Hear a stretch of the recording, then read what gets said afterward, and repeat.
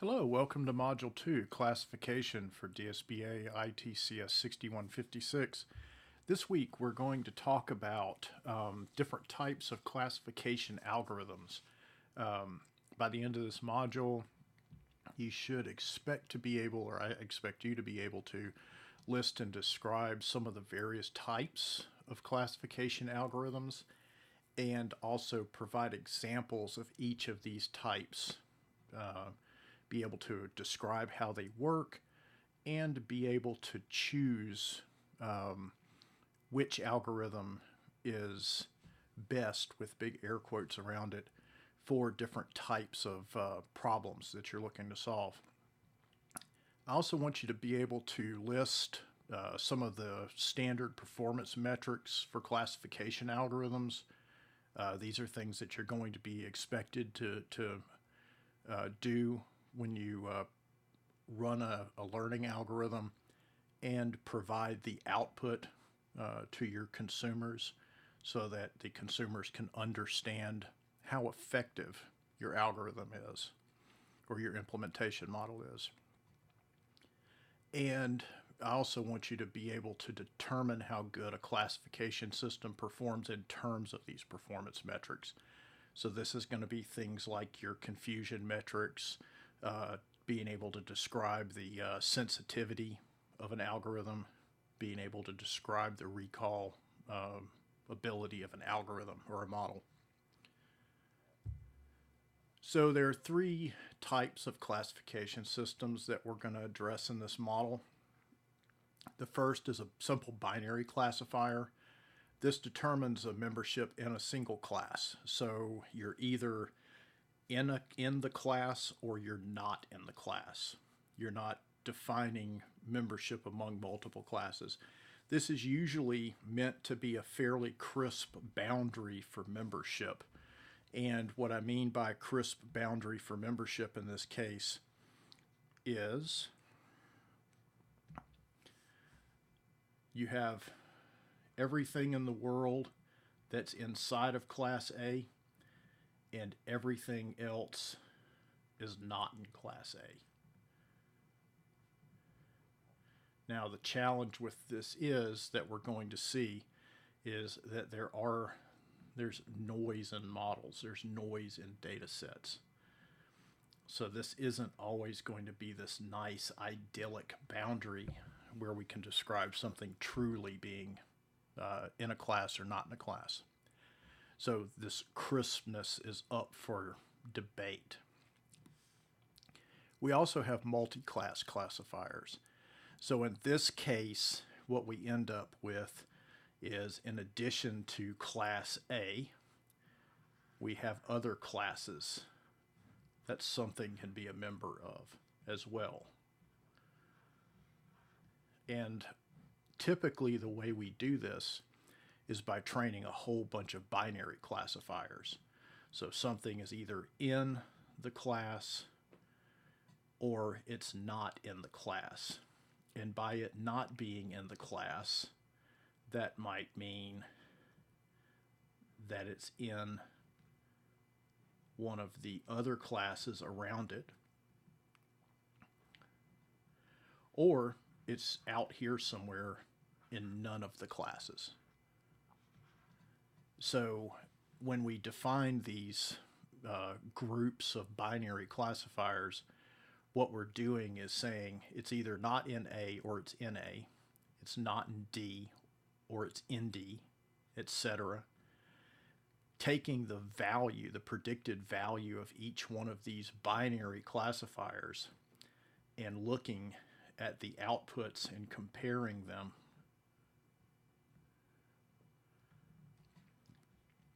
and picking the best one. So maybe it's not 0 completely, maybe it's not 1 completely, but that value, that predicted value, is most like Class A. So that's the one that ends up getting predicted in terms of this operation. So we do this using a number of different strategies. We can do this using what we refer to as a 1 versus 1 strategy or a 1 versus all strategy. and these have different pros and cons. So a one versus one strategy means that I train a whole bunch of binary classifiers not to be in A or not in A, but basically it becomes A versus B. It becomes A versus C, B versus C, so on and so forth. So what I end up doing in this case is I train a whole bunch of binary classifiers. In fact, I train n times n minus 1 over 2 binary classifiers to determine what the best match is in this case. So if I've got all of these one versus one classifiers and I execute all of those models and I come back with this B versus C, saying it's most likely in B, and that's the highest value that any of the classifiers returned, I'm going to say that my input is in class B. So I've got a couple of different things here. I've got a much better discrimination in terms of something being in a class or not in a class by comparing all of the different things that it could be in. But I'm also training a whole lot more classifiers. So that is time expensive in terms of compute time expensive in terms of the number of classifiers that I have to train. It is compute time expensive in terms of operations, because for every input I have to evaluate it against every one of these one versus one classifiers. It's potentially memory intensive depending upon how I run these things. If I run them all sequentially, it's probably not so memory intensive because I allocate all of the memory, run the algorithm, take a score, clear the memory, populate it, run the algorithm, compute a score. But by doing it sequentially, my execution time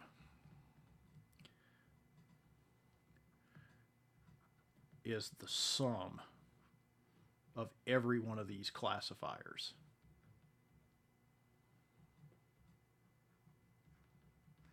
So I've got a very long-running problem in that case. If I do it in parallel, I can potentially shrink my execution time to being whatever the maximum time of any classifier is. And that will be my overall execution time for the algorithm on average. So this can be computationally expensive. My other mechanism is a one versus all type classifier. So in a one versus all type classifier, what I'm doing is training a whole bunch of these binary classifiers of in or not in, and then choosing the one that has the greatest value out of it. So in this case, where it was B versus C had the highest value, perhaps in this case, in B had the highest value, and that's the one that ends up getting selected for the actual membership of the component. So another type that I have to work with are multi-label, multi-output type classifiers. These are similar to multi-class, but the outputs are not mutually exclusive. So there are some cases here where I can classify a person. So I can classify those people, that person, and assign one layer, or one label rather, for physical gender. I can assign another label for eye color. I can assign another label for shoe size. So I can output multiple labels in this case that describe the same person in a lot of different ways. I can use these sometimes for fuzzy set implementations where I'm unable to determine a clear membership in a case. So in this case, if I want to determine is something small, medium, or large, maybe I go through and define some guidelines around what small, medium, or large means, but there are overlaps to a certain extent because nothing ever seems to be perfect. If you've bought clothes, you know this. So what I look to in this case is trying to figure out if it's very, very, very small but not so medium. Maybe I'll put a 0.9 likelihood of it belonging to the small class, and I'll say maybe it's 0.4 for belonging to the medium class. Same thing over here. It's on the small end of the large spectrum, but it could also be on the high end of a medium spectrum. So maybe I assign both the medium and the large label to it, but it's more large than medium. So there's a lot of different nuances to how we can use classification systems when we're building models. So there's caveats that we need to look at. The first one is the same algorithm can be used for multiple different types of machine learning activities.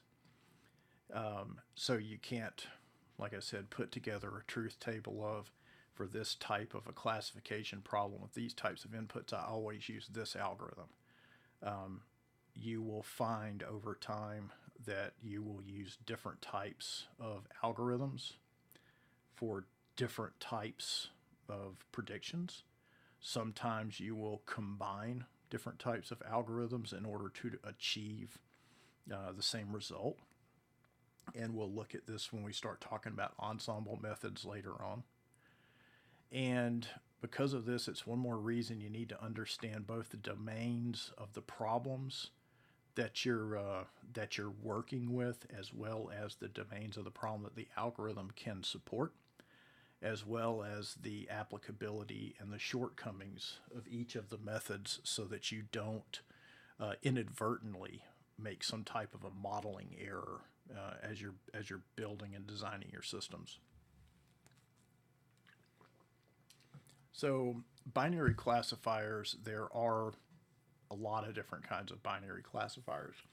We're going to touch on a few of these in this course. We can't cover the entire set because there are just too many of them to cover in any way, shape, or form.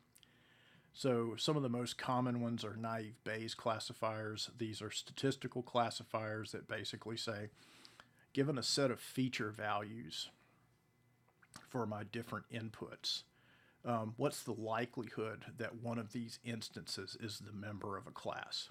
So you may or may not be familiar with seeing something in statistics like,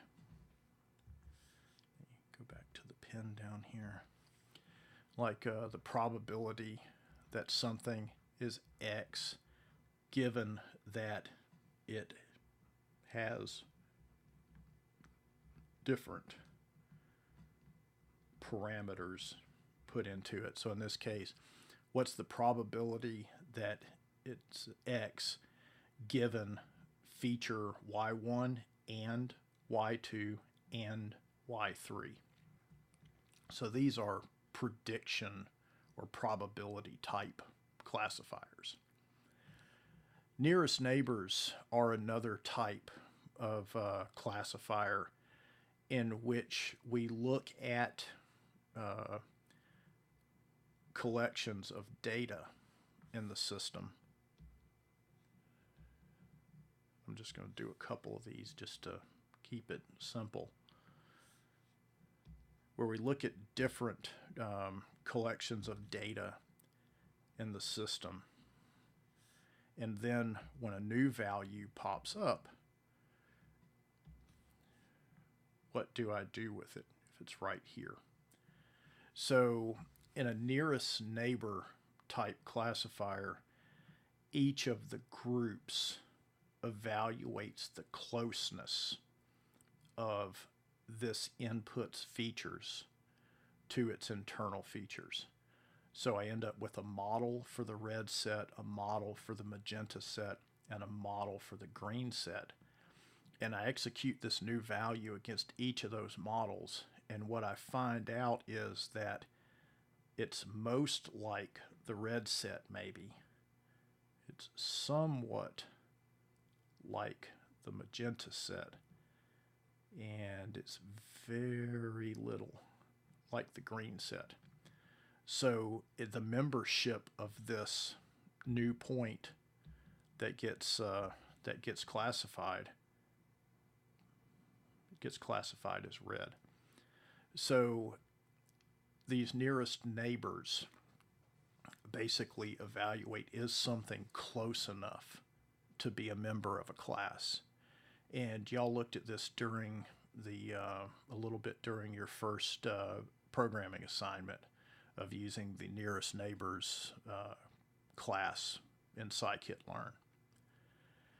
And then logistic regression. Logistics regression is similar to linear regression in that you're predicting a value on a continuum, and typically we're viewing that value on that continuum as a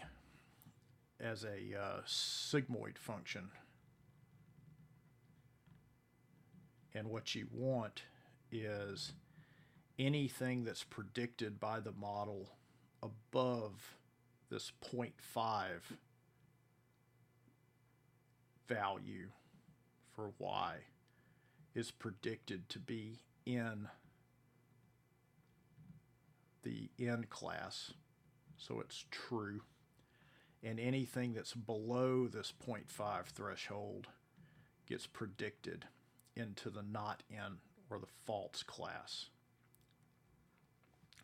So if we look at this, basically we're saying for a set of input features X.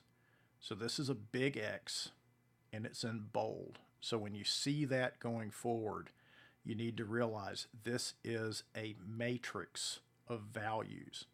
So this is a collection of feature vectors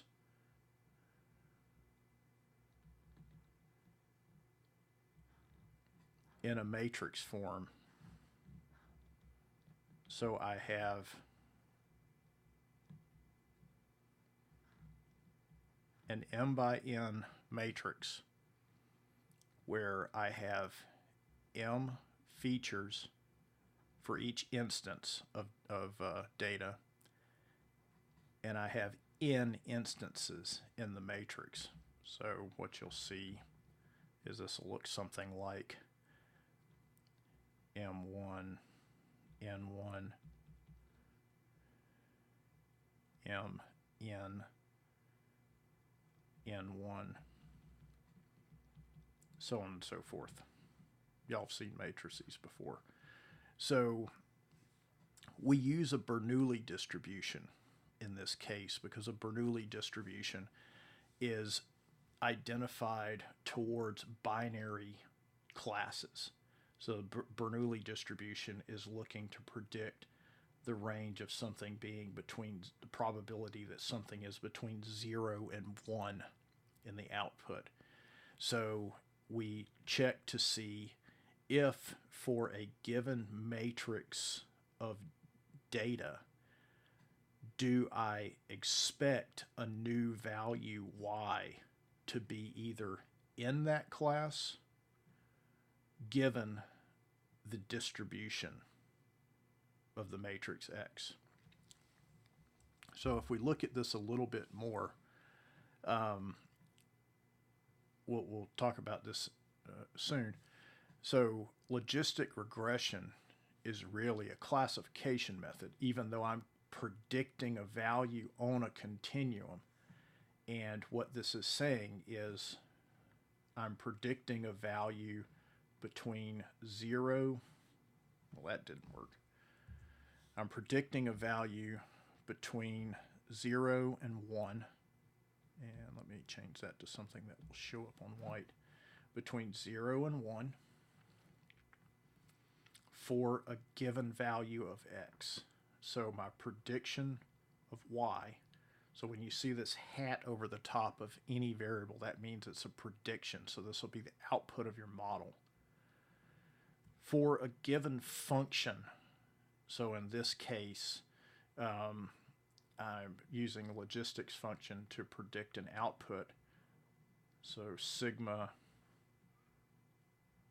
t, which in this case will be my x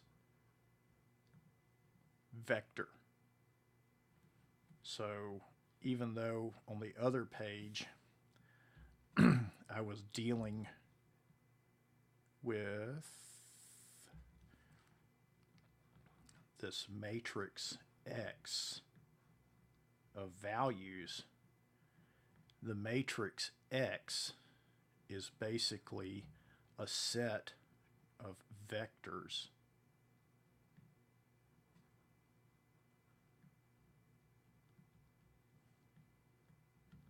of training data of n vectors of instance data. So for each one of these values here, I'm evaluating the logistics function with each of these to determine what this predicted value is between this on this continuum between 0 and 1. And if that value is greater than 0.5, that means that it should belong to the true class. If it's below 0.5, it should belong to the false class. And if you remember from us talking last week, this bend in the knee here of this function is defined by this value k in the logistics function equation. So if I make this value of k very, very large, and by very, very large, I mean about 20, what this does is it takes this logistics function and makes a very sharp boundary for it to determine whether something's in the class or out of the class. Now, if I look at an example from the Murphy book for machine learning, I see my sigmoid function here, and I know from our prior discussions that what I want is to not do that. What I want is to be able to say, for this cutoff point, something is cleanly not in the class or something is cleanly in the class. But if I look at this example from page 21 in Murphy, I see where some of the caveats for this are. So outside of this yellow box of uncertainty, this yellow box of doom, the function works the way you would expect it to. So as I'm predicting using various instances of data from the X matrix of input instances, they end up in the class that you would expect. So for certain values, they get driven down to 0 for not in the class. Notice that I've got all these black dots down here at 0. So that's the false instance. And beyond a certain range, I end up with them being driven up in the true membership. And that one's right on it. So these are the in class membership ranges. But inside of this yellow box of doom here, I end up with a problem. So this value, which is about 525, if I remember right, it has two different predictions for the same value from the data set. So for one value of 525, the function predicts it's not in the class. But for the other value of 525, it predicts that it is in. So now we start to see something that looks like error in the predictions. So now the next value, which is 530-ish, let's say 532 just to be funny, it's predicted out of the class and is correctly predicted out of the class because this y value is below this 0.5 cutoff for membership. Then when I start getting above 0.5, once again, it's doing what you expect it to do for the most part until you hit another one of these cases where the true value of the class is not in, but the algorithm predicted it in. So these red dots are our predictions. So once again, it's doing fine until it's not. And then after that box of doom, everything's working exactly the way you would expect it to. So you end up with a certain amount of false negatives not in the class. You end up with a certain number of false positives where it predicts it in the class, but it's really not. And that's part of your error for your model. That's part of your performance metrics that we'll talk about in a little bit. So logistic regression returns a value on a continuum just like linear regression does or any other type of regressions do. But they're a classifier because they're either in a range or they're not in a range. So that's what makes this a classifier. So binary classifiers, there are other types, support vector machines, which we're going to devote the entirety of Chapter 5 to. Classification and regression trees, these are referred to as CART models or decision trees sometimes. Once again, we devote an entire chapter to that in Chapter 6. Then earlier I spoke about ensemble methods where we add different types of classifiers together. These are referred to sometimes as bagging and boosting and random forests. We're not going to worry about what those terms mean at the moment. So we'll talk about that when we get into Chapter 7 and devote a reasonable amount of effort to that. So multi-class classifiers. Once again, we've already talked about this in fairly good detail, but this is where we extend binary classifiers for each class to evaluate membership in more than one class.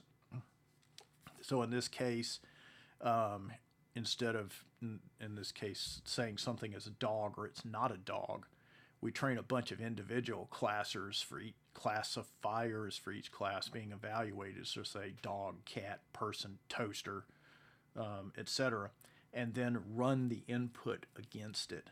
So is something a dog? Is something a cat? Sometimes that can be a little bit tricky. A dog or a cat versus a person. Well, what if the person is wearing a cat suit? Have you trained the model appropriately to determine somebody wearing a really good cat suit versus an actual cat? Toaster, we talked last week about the case where somebody was fiddling around with Google Brain and putting a sticker on things and it made everything a toaster. So it's not as straightforward as you would think it would be.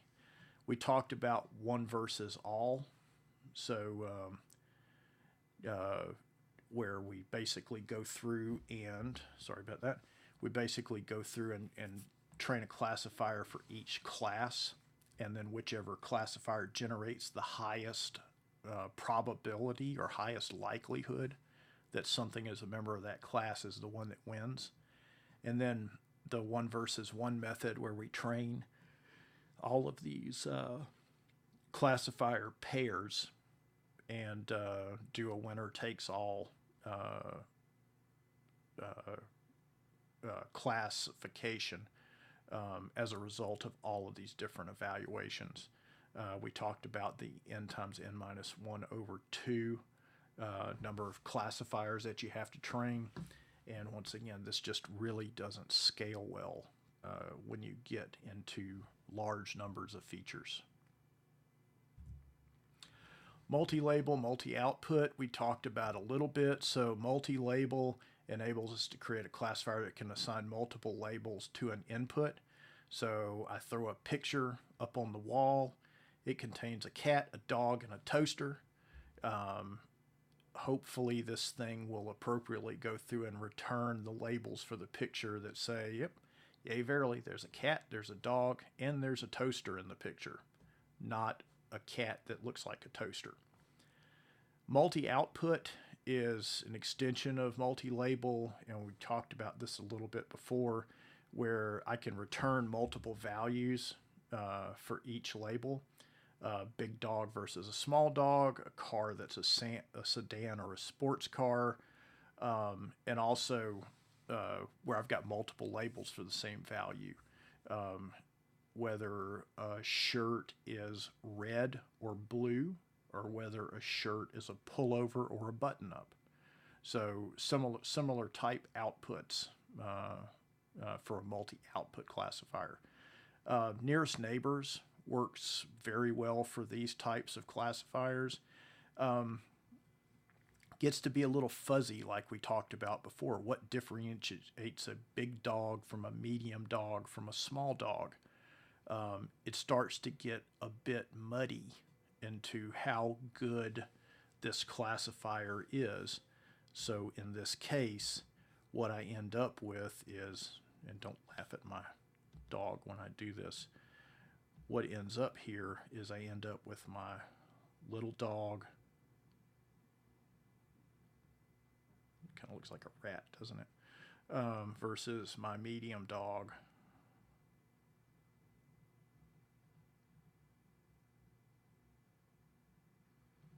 Looks like a sheep. Okay, great.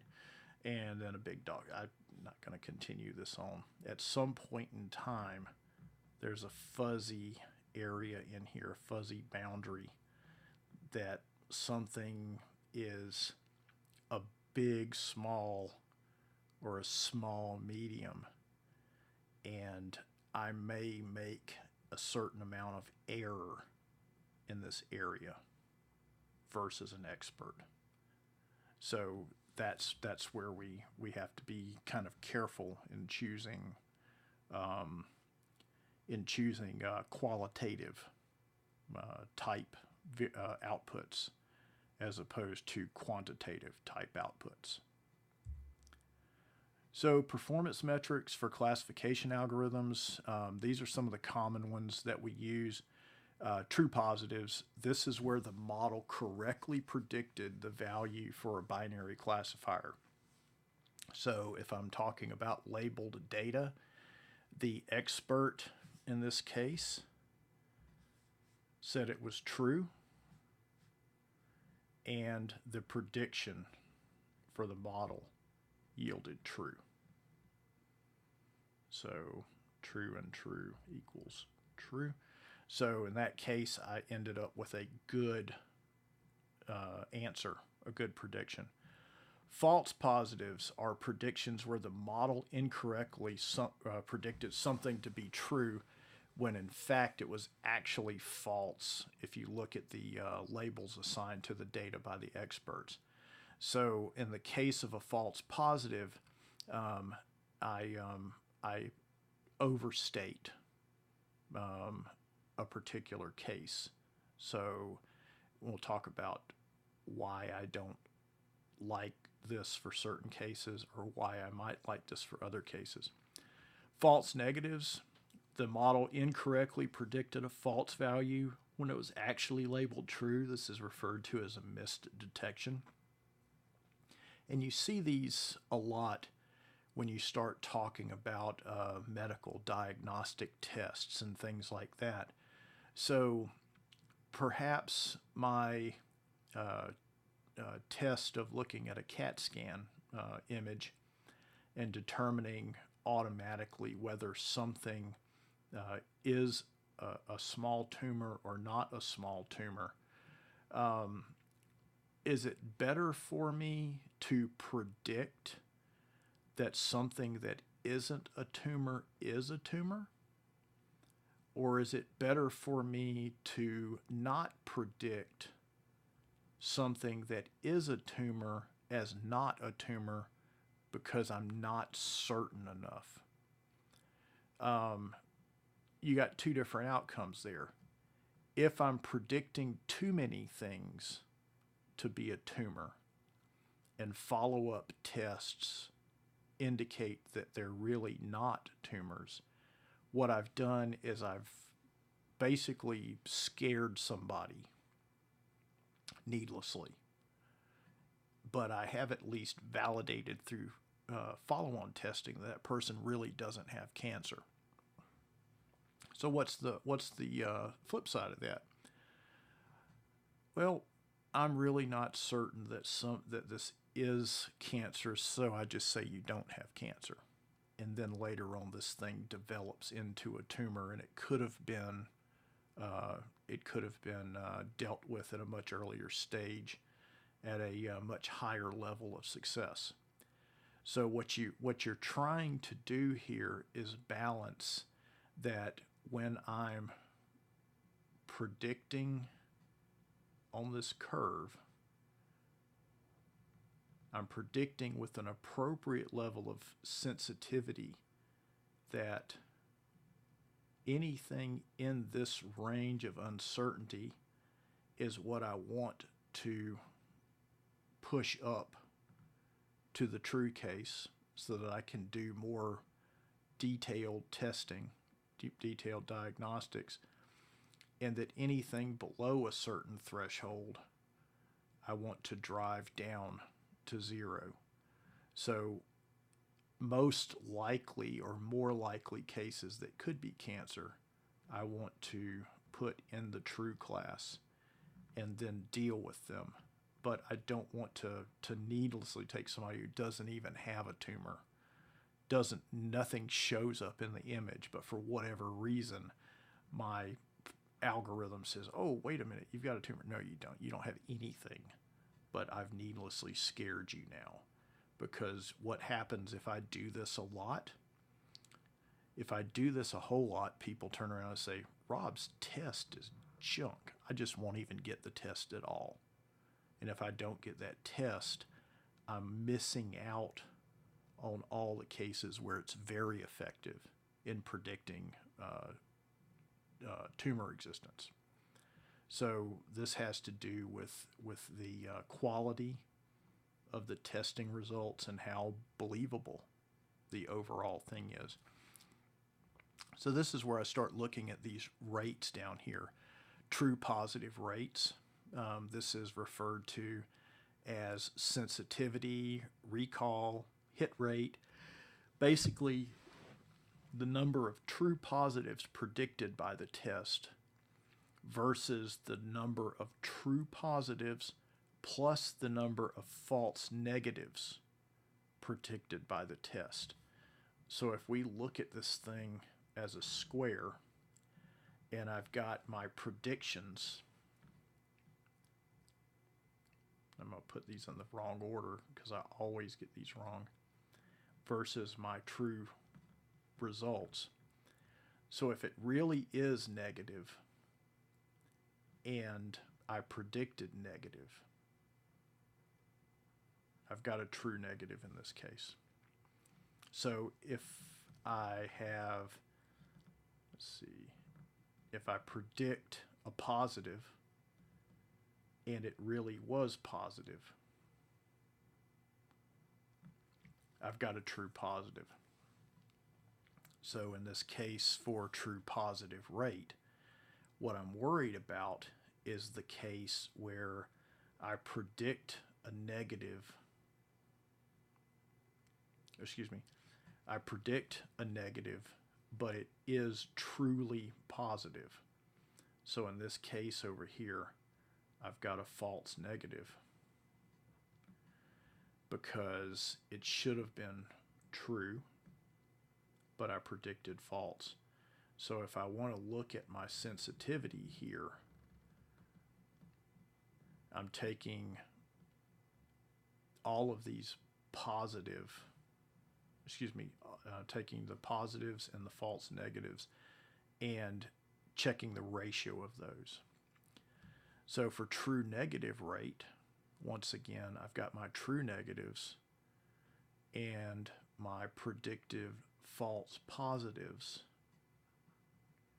and I look at this ratio versus the number of true negatives to determine how specific my results are. And these two are at odds with each other.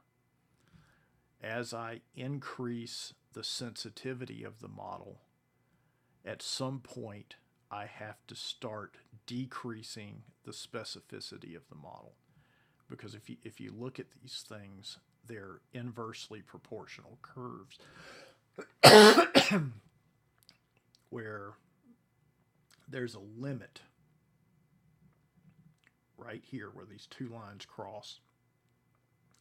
That's as good as this model can ever get. If I want to increase my sensitivity of this model, by definition, my false negative rate is going to have to go down. But when my false negative rate goes down, the only way I can do that is by predicting positives more frequently than necessary, and vice versa. If I want to increase the specificity of my model, I end up having to decrease the number of false positives. But what I'm doing at some point, above some point, which is this intersection right here, the only way I can decrease the number of false positives is to predict more false negatives. So these are at odds with each other, and you need to understand when somebody says, I want something to be 99.9% sensitive to detecting when there's cancer, what that may mean is that I am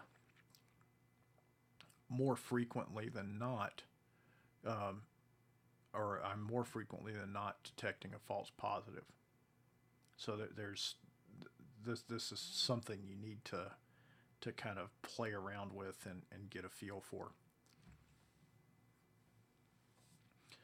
False positive rate is just what you think it is. The number of false positives issued by or predicted by the model divided by the sum of false positives and true negatives. So these are my false alarms. So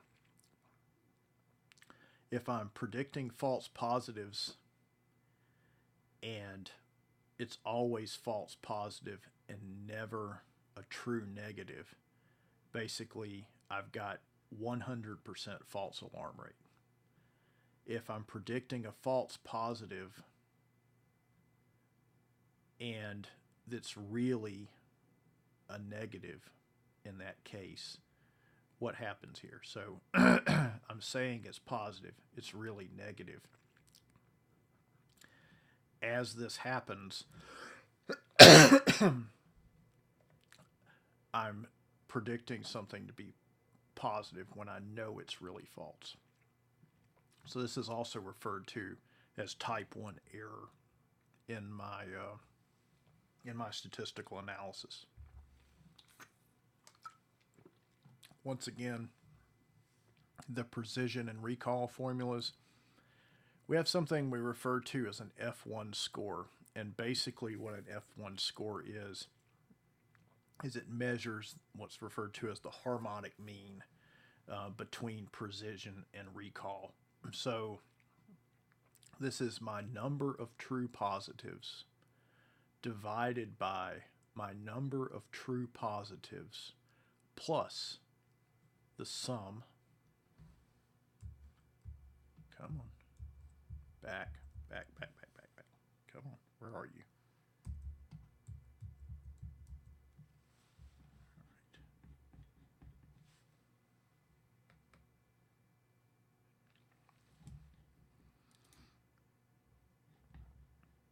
Okay, let's try this again.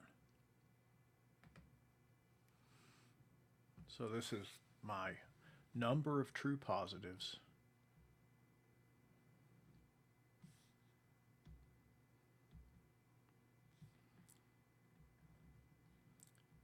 plus the number of false negatives plus the number of false positives divided by 2.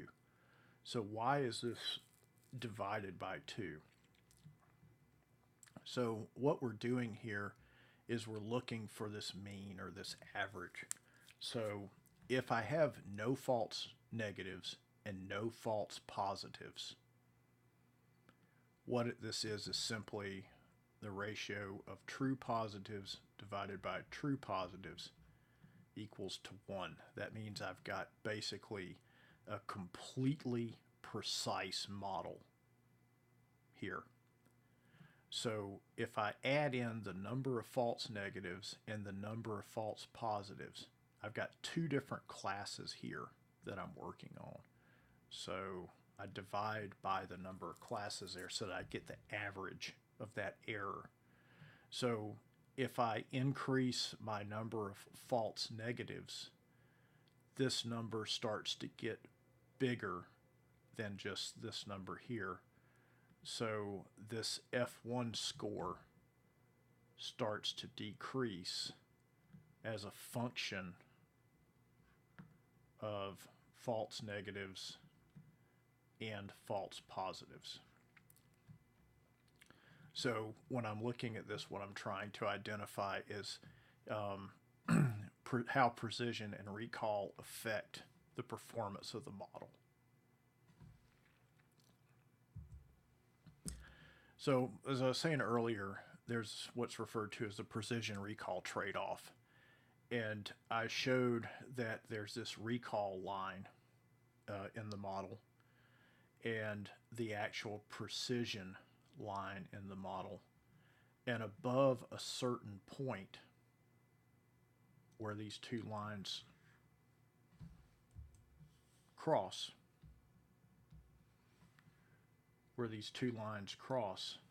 at that point I am sacrificing one metric for the other. I am either overstating or understating true positives, or I'm understating or overstating false positives or false negatives. So we need to understand when we're building models that a perfect model is something that we're not really going to see ever, because our data is seldomly perfect. We seldom have linearly separable classes of data. If I have nice 3 classes of data here, and there are really nice broad boundaries between them, it's very easy for me to build classifiers that are highly selective. This pretty much never happens for a lot of different reasons. There are different types of error where we sample data incorrectly. So maybe instead of this being a nice clean line, it's more like a sock. And these do this in various ways where there are class overlaps. And we no longer have these nice clean boundaries which lead to errors like we were looking at before. So count yourself lucky if you end up in a situation where you have these nice crisp boundaries. But if you've got that case, you probably weren't hired for the job in the first place to derive this model. So there's this thing that we refer to sometimes as a receiver operating characteristic, or a ROC curve. And this comes out of early radar research, where they were trying to establish how effective a radar system was at predicting whether the radar was correctly seeing something or not. So if we look at this curve here, we see something that's plotted on two different axes. The y-axis in here is the curve of the true positive rate. The x-axis is the curve of the false positive rate. So what is the rate at which the model or the classifier identifies a false positive versus it identifying a true positive? So if we look at how this thing might flesh out here, that's not what I wanted. And so if we're down here on the receiver operating characteristic curve, that it's it never predicts a false positive, and it also never predicts a it never predicts a true positive, and it also never predicts a false positive. What does that mean? That means basically every prediction that the model produces is a negative case. Useless classifier in that case. What about a model in the case where it always predicts a positive? So it predicts positive when it's negative. It predicts positive when it's not negative. Basically, similar kind of thing here. The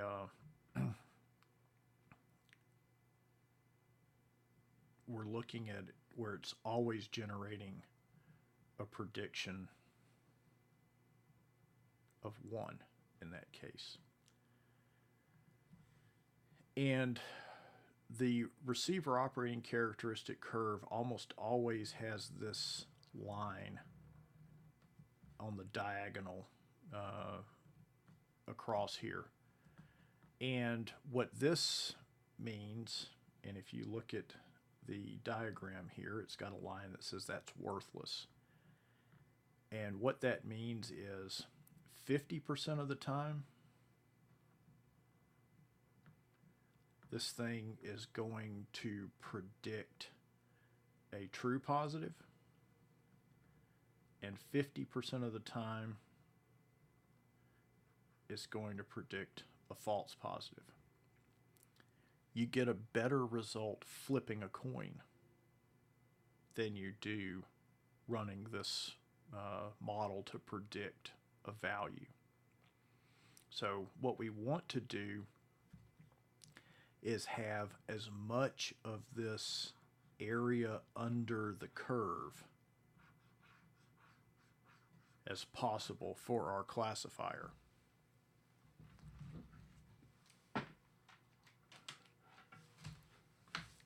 So in that case, what we really look at, or in addition to this, what we really look at is a metric referred to as area under the curve. So when I draw this rock curve, the more area under the curve, the better my classifier is, because this area up here really becomes what we look at in terms of the error of the model.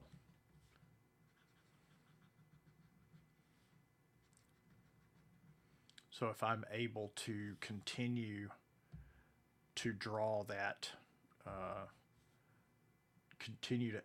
able to continue to move this boundary up,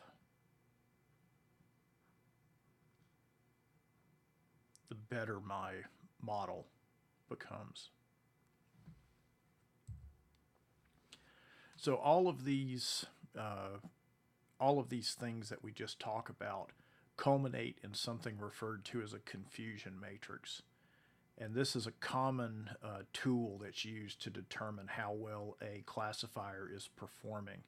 And this is exactly what we were talking about before, where I draw this 2x2 matrix and I compare actual positive and negatives from the data to the predicted positives and negatives from my model.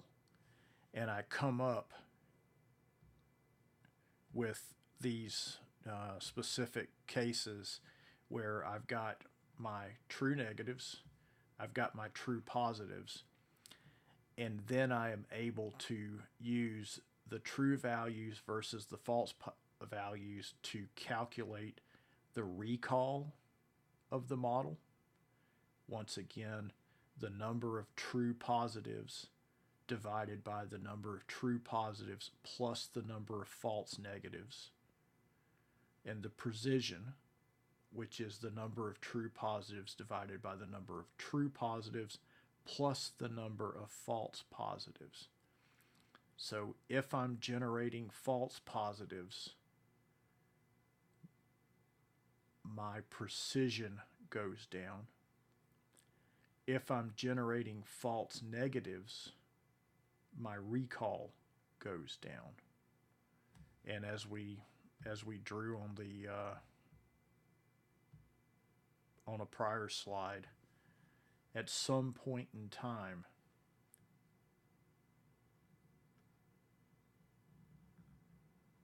I can only get so good before any increase in precision results in a decrease in recall, and vice versa. So that's our lecture for this week. I'm going to open up a thread in Canvas so that we can discuss the material from the lecture, and we will touch on it in an abbreviated version in our next class. Thank you.